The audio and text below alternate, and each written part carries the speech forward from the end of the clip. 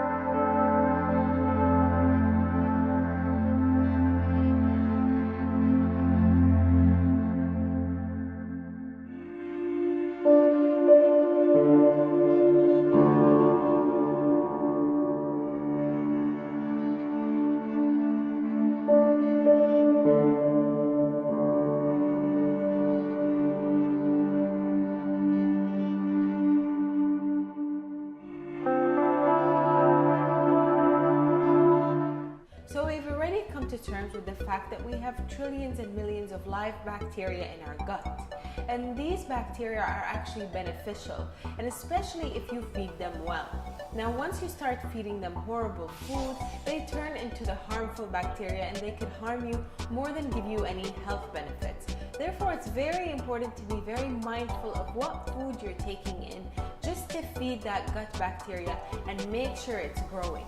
Because what a lot of research has shown us is that gut bacteria really can help you with digestion, can help you feel better, can help you with inflammation, and most importantly for so many people, it can actually help with weight loss. So you're probably thinking, how can I feed this gut bacteria and what can I eat in terms of fiber? So this is what we're going to be getting to today. But the idea is that it's not any kind of fiber that will help this bacteria, it's the viscous or soluble kind of fiber. Now fibers differ basically on how they turn or what the consistency is of that fiber once it hits the stomach or your gastric fluid.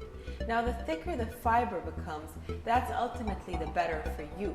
You want something that's going to turn into a thick, viscous substance, something like honey, because that is what will stay in your intestines for a longer period of time, and it will actually feed your gut bacteria. And the great thing about soluble fiber is that it comes and it just stays intact. So your body doesn't really know how to digest it. It doesn't know what to do with it.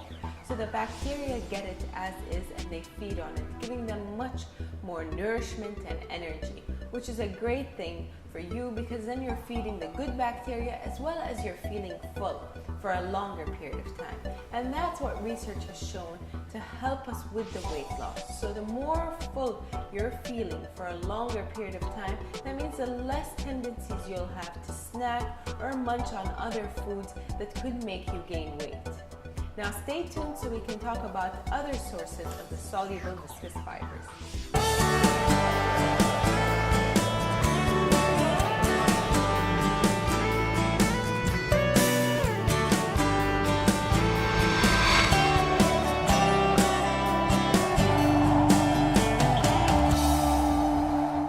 Welcome back, my dear viewers. So like we said, the viscous, the soluble fiber, that's the type of fiber we're looking for. One of the main things this type of fiber does is it reduces inflammation. So have you ever had a meal and then you felt bloated or constipated or you had heartburn? These are all signs that the meal did not digest well in your system. Now, if you included some form of soluble fiber in your meal with that specific meal, you could have reduced the incidence of inflammation. And you always have to keep in mind that whenever your body's going through any form of inflammation, it's probably releasing the stress hormone cortisol, because it is in stress and it's not in favor of that environment. And once that stress hormone cortisol is released, you need to keep in mind that it's a lipogenic hormone. So it's a hormone that will make you store more fat.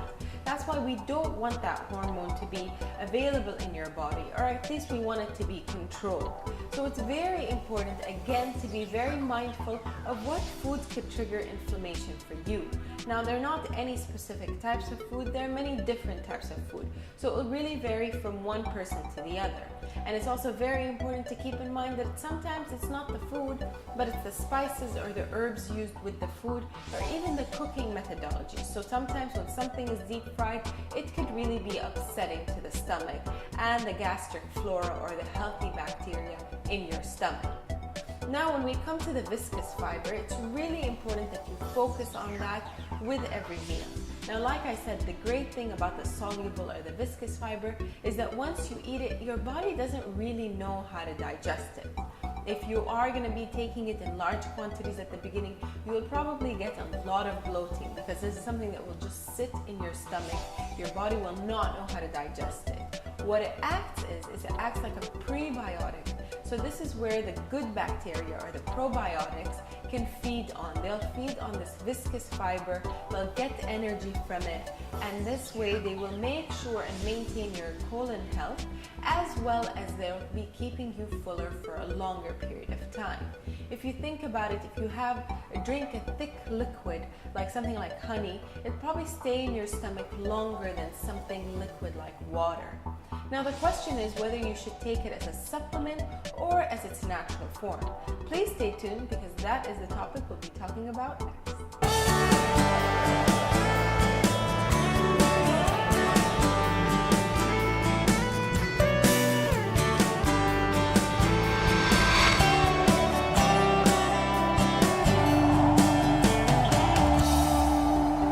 Welcome back, our dear viewers.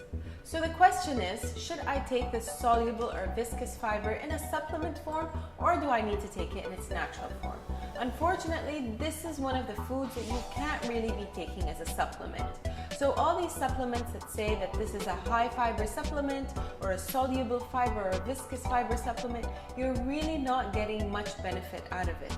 And what research has shown is that taking these supplements will not give you the same effect as eating the food.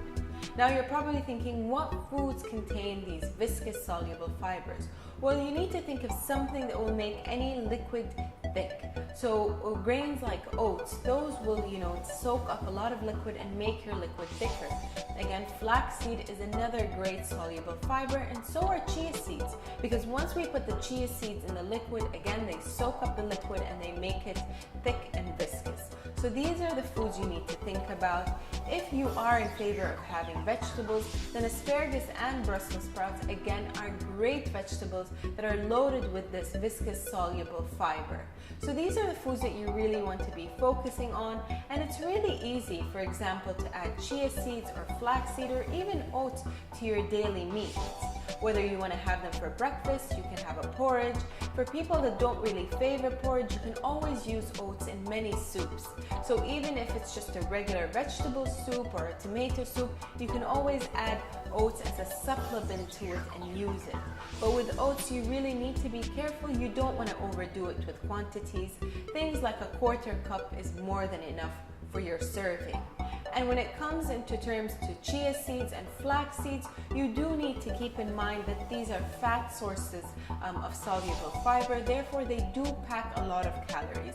Try to maintain it at around 1 tablespoon a serving. You don't want to overdo it.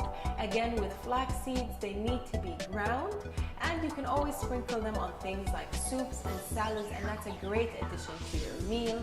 With chia seeds, I personally just like to add it to plain water, and I think that's one excellent way of me getting it in my diet. Other ways, you can add it to any other food. It should be in a liquid form. You can turn the chia seed into a pudding, So maybe the mhalabiya or any other pudding like creme caramel dessert, you can add chia seeds and explore how it is with them. Now we hope you enjoyed today's episode, and we'll see you all next time.